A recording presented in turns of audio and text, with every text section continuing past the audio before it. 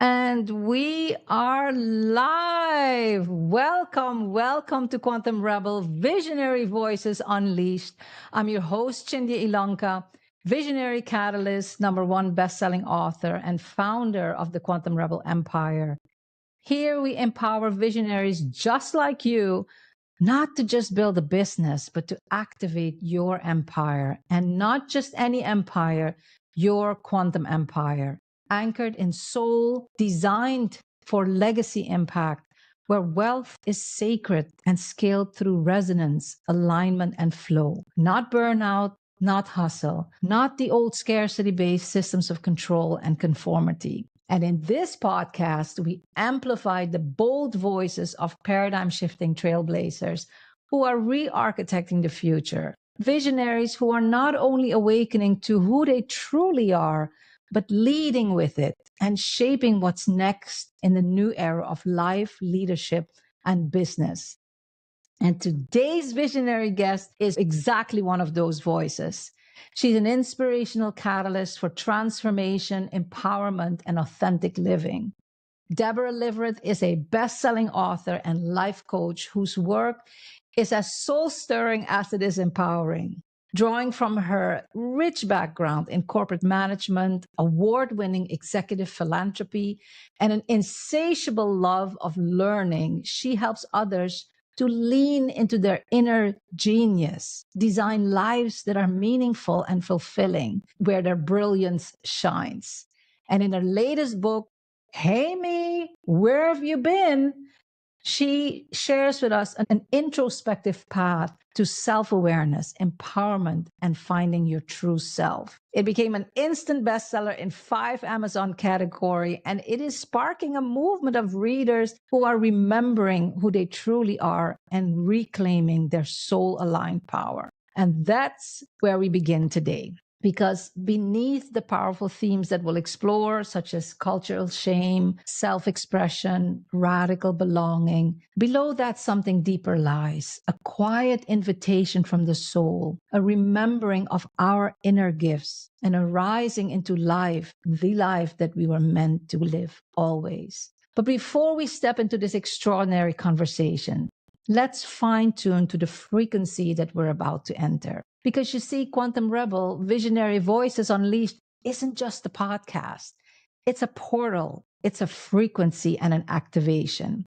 It's your invitation into a future that together we're co creating. And this next moment is the gateway. Welcome to Quantum Rebel, Visionary Voices Unleashed, a sacred transmission for a world that's not just remembering, but reimagining and co-creating what's next. This isn't just a podcast. It's a portal, a frequency, a call into the next evolution of leadership. Not the kind that conquers or controls, but the kind that co-creates. We're not here to choose profit or purpose, success or sustainability, achievement or balance. We're here to bridge the false divide and shape the future through frequency, not force. Led by visionaries, quantum rebels to be precise, who lead from essence, transmit from quantum intelligence, and magnetize from their soul-aligned core. This is how we build our quantum empires, not from ego, but from essence, not to dominate, but to co-create. We allow wealth to flow through us as a sacred conduit for expansion, harmony, and elevation for all. I'm your host, Chindia Ilonka, founder and visionary catalyst of Quantum Rebel and the Quantum Empire Mastermind, igniting a new era of embodied soul-led leadership, intuitive mastery, and legacy-level impact. And while once we walked alone, the tides have turned. Like starling birds in synchrony, elephant herds remembering ancient paths, dolphin pods moving through flow, and wolf packs leading through deep intuitive resonance. We rise together. The era of the lone visionary is over. This is the rise of the Quantum Rebel Collective. You're not here by chance. You're here because your voice carries the quantum codes for a newly emerging, sustainable, thriving world. Let's begin. All right, all right. Help me bring onto stage and celebrate Deborah Liverett. Welcome, Deborah. Hello, my friend. How are you? I am so excited that we finally did it. Yes, We worked yes. the tech monster, and here we are. We did it together as We well. did it Thank together. Yes, yes, yes. Why don't you hold your book up for us you. so Happy everybody can see? to. There we That go. is so beautiful. Yeah. Hey, you say it because you say it in a different tone. Oh, do I? Okay. It's Yes, probably yes. from the years of labor. It's, hey, me, where have you been? And it's so Where have important you for us to been? understand Wow. that when we lose sight of ourselves. Yes, Exactly, exactly. And, yes. I was going to start this conversation by asking you to read a quote from your book. And then we got a comment on LinkedIn that I thought really connects to what we're going to talk about. So it's from Damola Oladipupu. I hope I pronounced that well. I don't know him. I He's an don't e-learning either. designer and educator, and he wrote something that is so inspiring. I'm going to read this here. He said, in a world that glorifies hustle, we forget how radical it is to simply pause and ask, where have I been? Deborah's work sounds like the wake up call so many of us need, especially the part about dimming our gifts. How many times have we done that to fit in? Keep reminding us to come home to ourselves. When I read that, Deborah, it just really landed for me. I was like, okay, this is really what it's all about. So I thought that's where we would start, into your big why. What first sparked you, that passion to help others to come home to themselves? Sure. So it was a long journey, and it started way back when I was a very little girl. If my parents had a disagreement, there was something inside me that said, "You've got to help them feel better." So I would go out and I'd want to hug and kiss. And then as years passed, I'm a teenager, about 14, and I get an ulcer. And in that moment, I started learning more about the inner self and what's important to living your life that way. And that's when I knew I wanted to do something to help other people.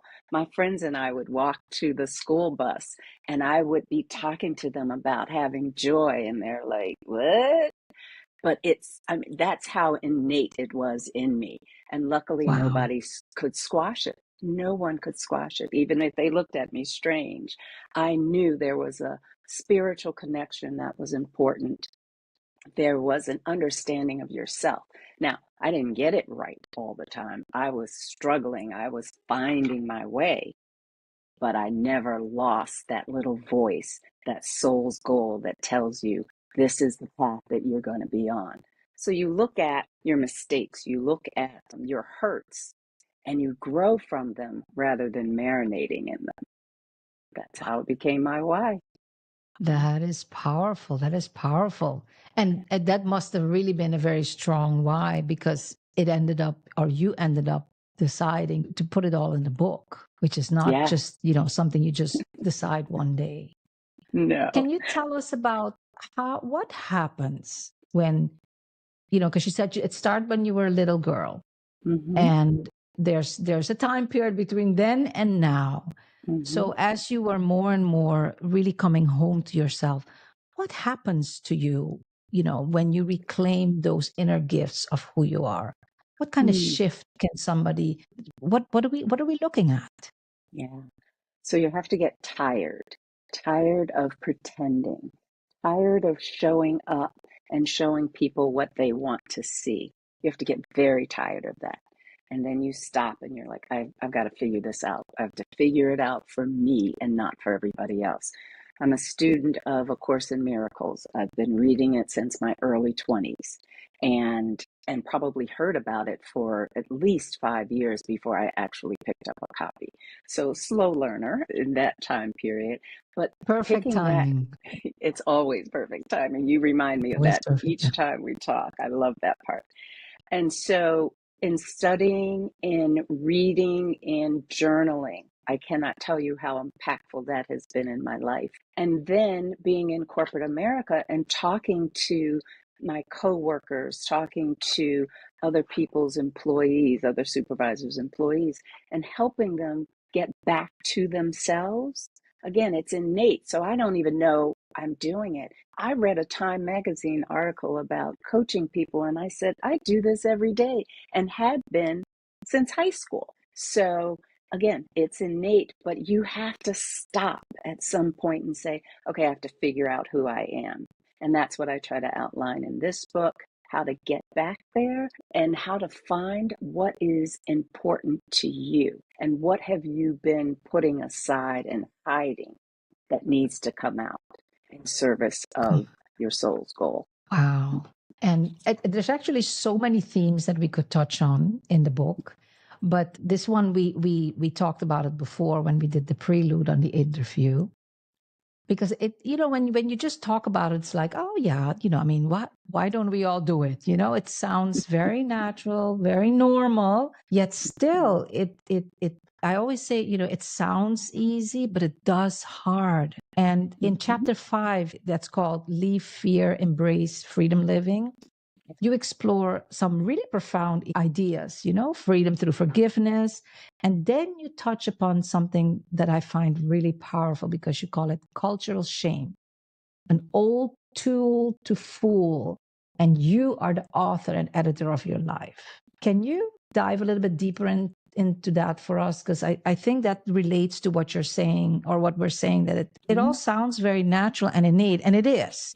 Yet how come it's not happening that much yet? No.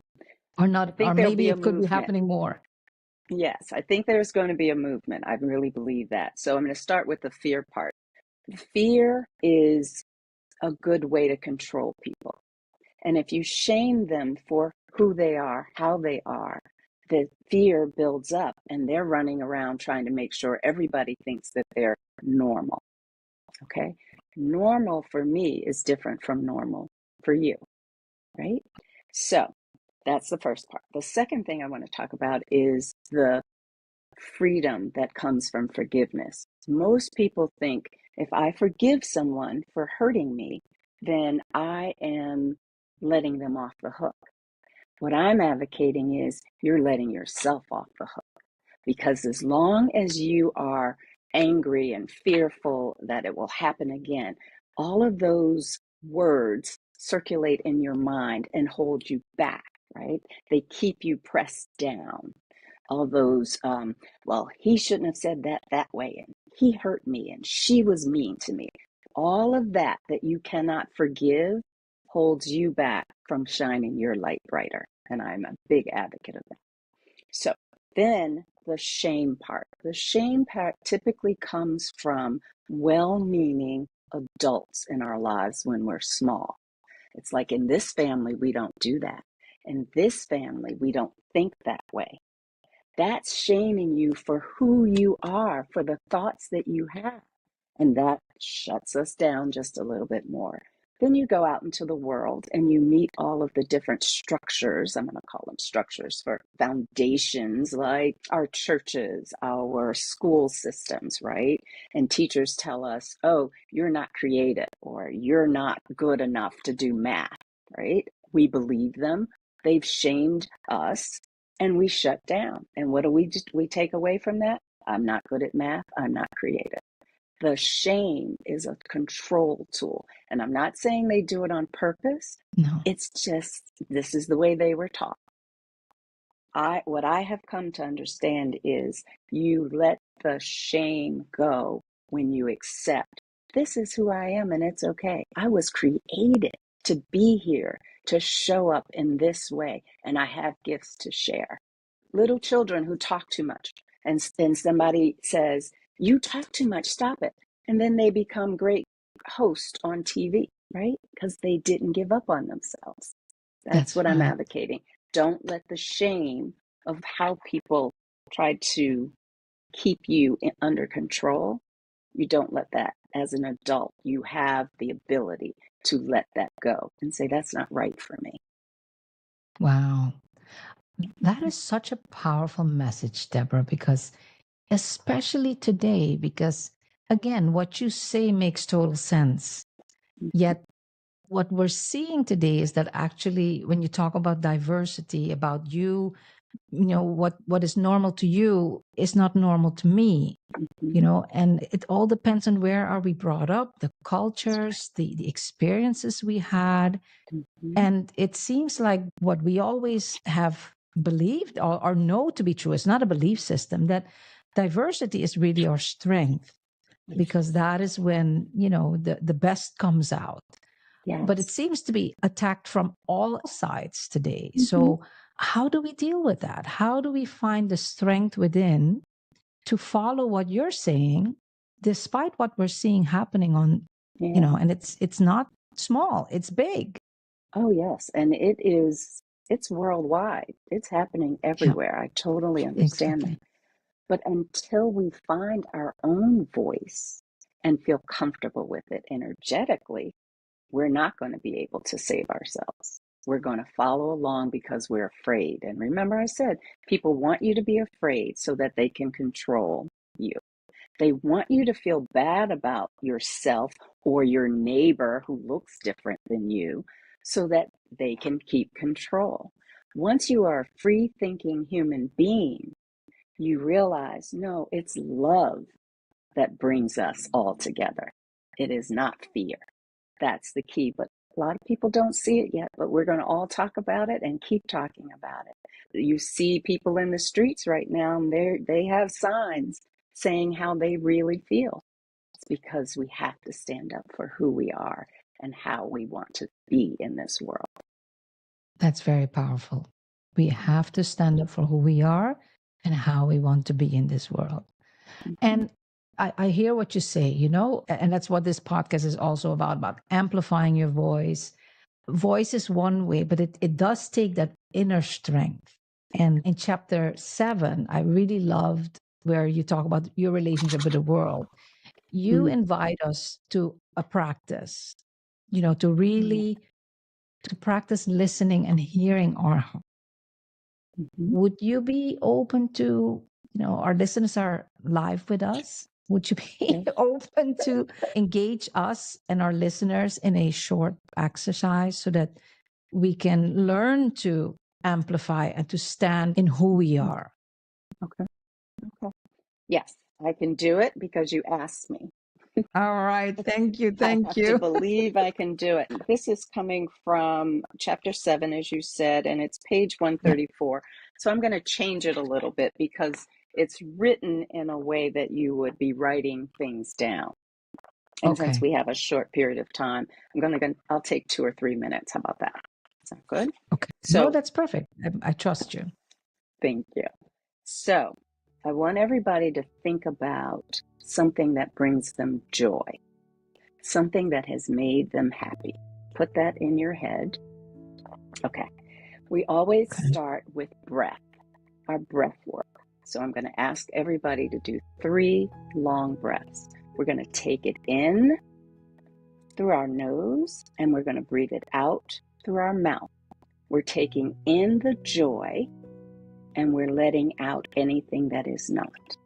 And I will talk you through that. So, first breath in, and you're connecting now your core body. So that would be your first chakra, that would be your heart chakra, and that would be your head chakra. Okay? It's in, you've held it, let it out. Anything that does not fit joy for you. Okay. Take another breath in. Remember, joy is the secret to a higher vibration.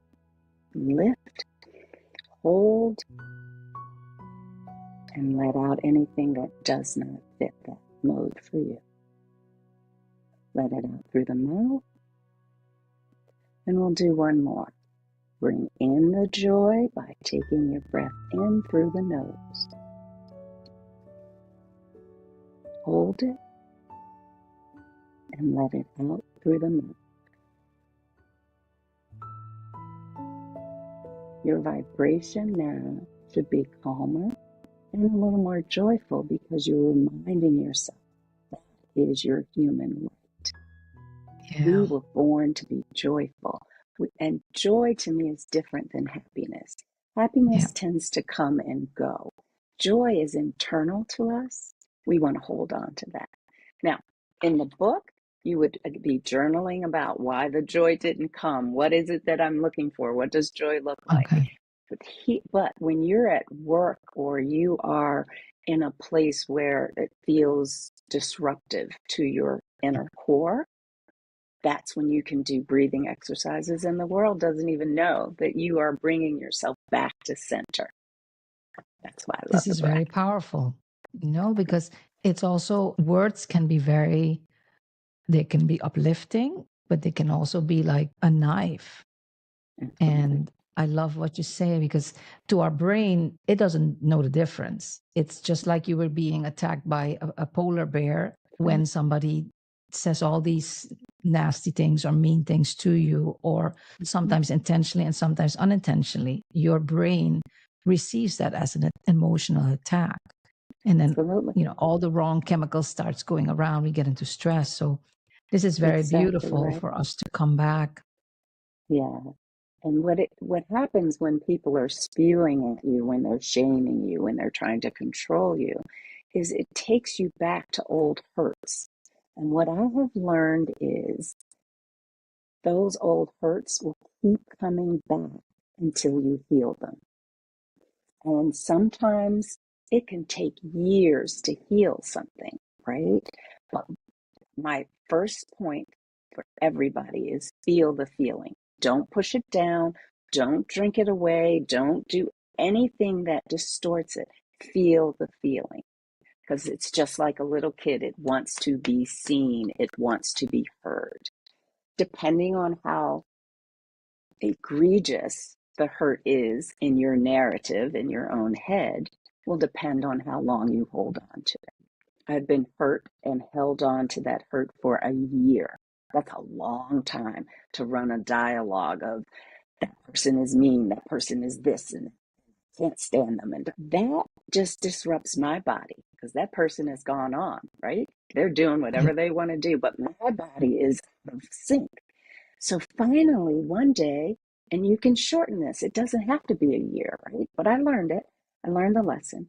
One day I woke up and I said, do I still want to feel this way? Do I want to keep carrying this? No. My ego stopped. It stopped that loud voice, like, this is wrong. You shouldn't treat people this way. It stopped it in its tracks because it didn't have any power anymore. It didn't have any weight. That brings back my joy. That brings back the memory that I deserve to be happy. And life is short. I don't care how long Yeah. you live, it feels short, right?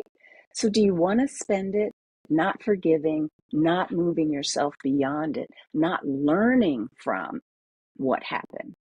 Or do you want to live in some joy and happiness? You get to decide because it's your life. Wow, that's powerful. We get to decide because it is our life. Yes. And like you say, when we do get to that point, we make the world a richer place because Yes. we come, from all these diverse ideas, and the end result becomes bigger than the part. And it helps So, more people. That creativity that we bring, that cultural insight that we bring. It's not saying anyone is right or wrong. It's just different, and there's no deficit in different. there's no deficit in different. It's actually your superpower. That's right. That's right. Wow. Yeah. What are some other themes that you touch upon in the book that our readers would really, or our listeners would Yeah. really So, appreciate hearing? yeah. So I would say understand what is important to you, and then understand why it's important to you. Because if let's say you want to make $5 million by the time you are 50, but you don't know how to do that. Okay. That's that's a lofty goal. It's a good goal. No complaints about it. I think money is an exchange of energy and let's all enjoy it. But why do you want it? If it's to feed a hunger that you couldn't feed when you were small, is it to make yourself feel like you're more powerful and more important? If it's anything other than a true love, it is going to not satisfy you once you get there. So that's why I'm saying get to know yourself, get to understand your own why, so that you show up in that, which is typically of service to other people, as opposed to healing a hurt through something external. It doesn't work. It might momentarily make you feel good, but at some point you're like, yeah, no, I still feel bad. This still isn't working. It's because you're not in purpose for why you came here. You've lost sight of your true self, and nothing external can fix that for us. We're searching Mm. for love, right? Because we want to feel important. That's not somebody else's job. That's our job, to learn to love ourselves so then we can love others thoughtfully, openly. Does that make Very sense? powerful. Yes, definitely. Yeah, it definitely Mm-hmm. does. And in your Mm-hmm. book, you talk about your soul goals. Yes, You know, yes. maybe you can expand a little bit on that, because Sure. that I think is very important and related to what you're saying about those inner gifts that we tend to Mm-hmm. dim. Yeah. So I was a writer in second grade. I was expressing myself on paper. And in college, freshman year English, never forget it. I've forgotten the teacher's name, which is unfortunate. But she wrote on my paper that it was the best metaphor she had ever heard, and brought back my soul's goal. That was like the light she shined on it. Like, I need to be a writer. I want to be a writer. I have something to share. Now, that's freshman English. Then I get married. I have children. I have a job. I'm still writing. I'm still whining to my friends, I want to be a writer. But I couldn't get the time, couldn't find it. My friends were so incredible. They would give me journals, they would give me beautiful pens, just trying to keep me like, all right, keep going.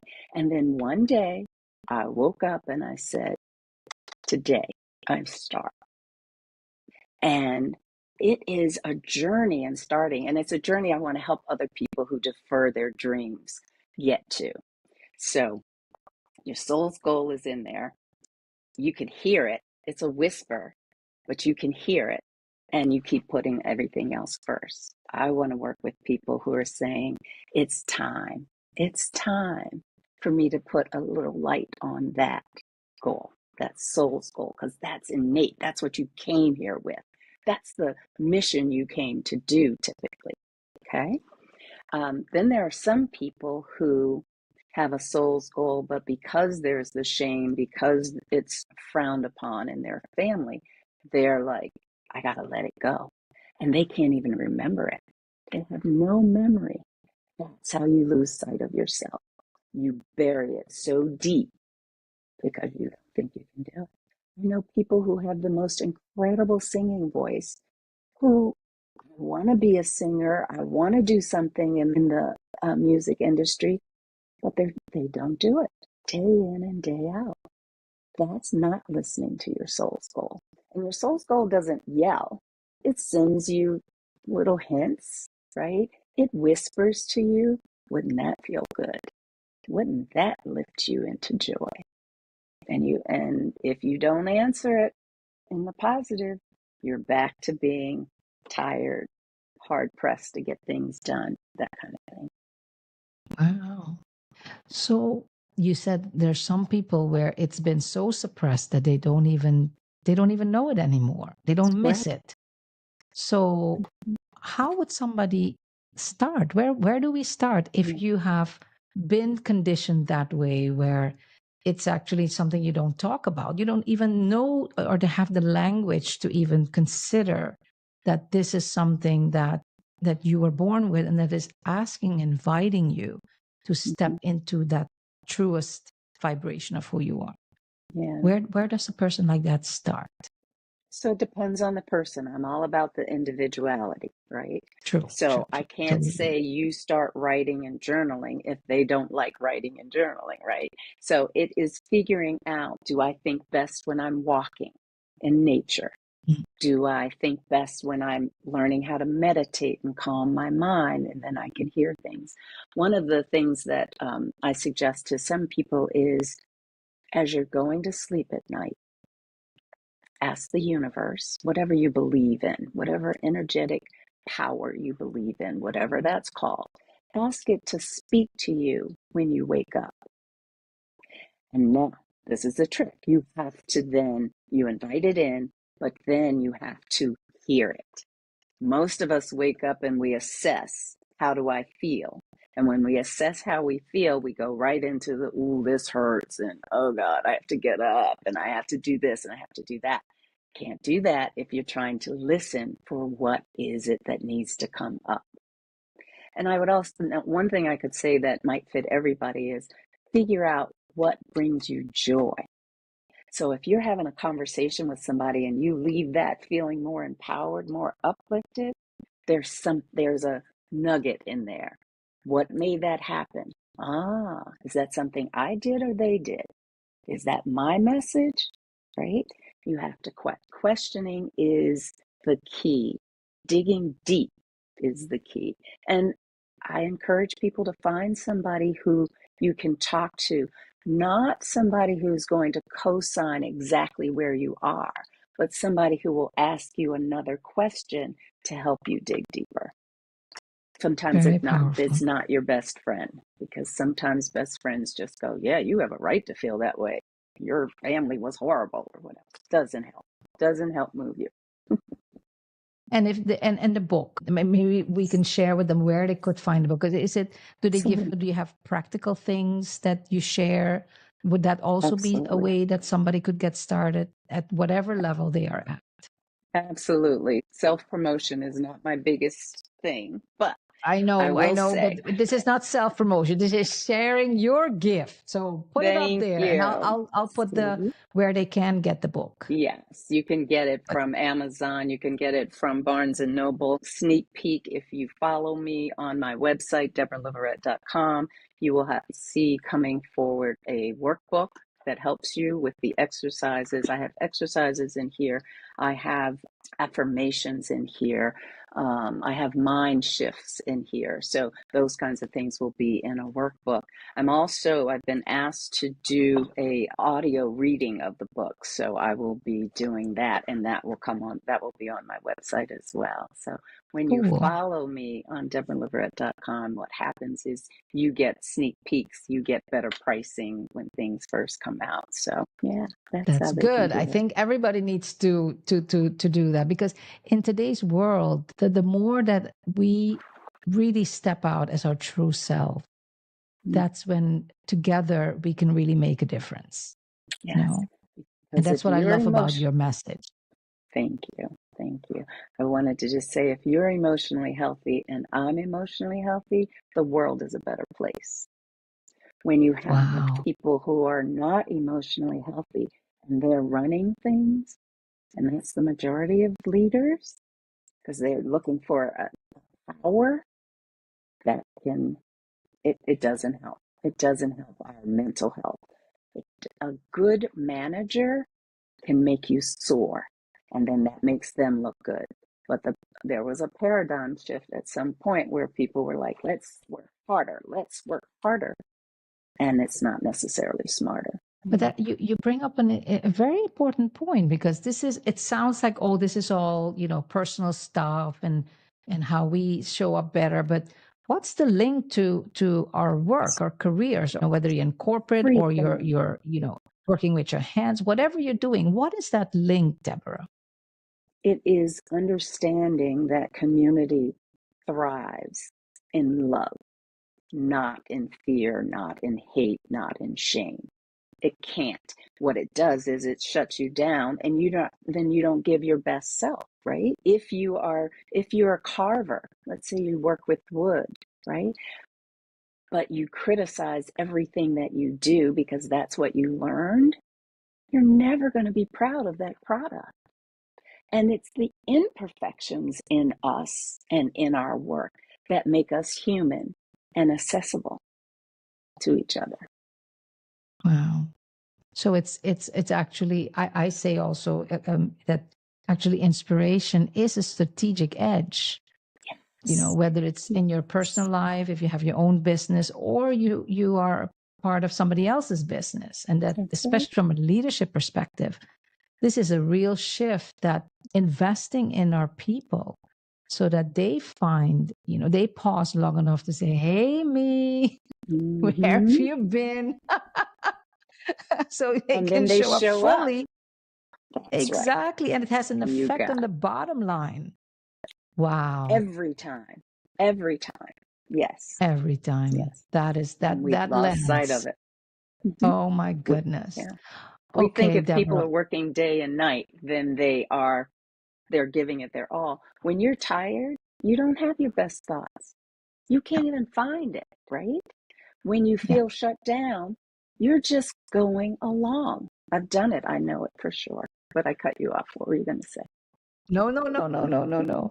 And as we're slowly closing this off, first I want to say I just, this has been amazing. It's been amazing to have this, finally, this conversation with each other. Yes. And I know our Yes. listeners are, I'm sure that they are going to be left inspired, or leaving inspired also. What are some final words of wisdom that you could, or that you would want to impart with our listeners? Okay. So I always interject this somewhere, and I like doing it at the end. I say to people to shine your light and shine it brightly, your inner light. That is your inner genius, whatever that is. Shine it brightly.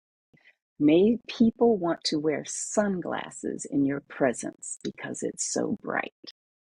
And I'm Oh not my talking, goodness.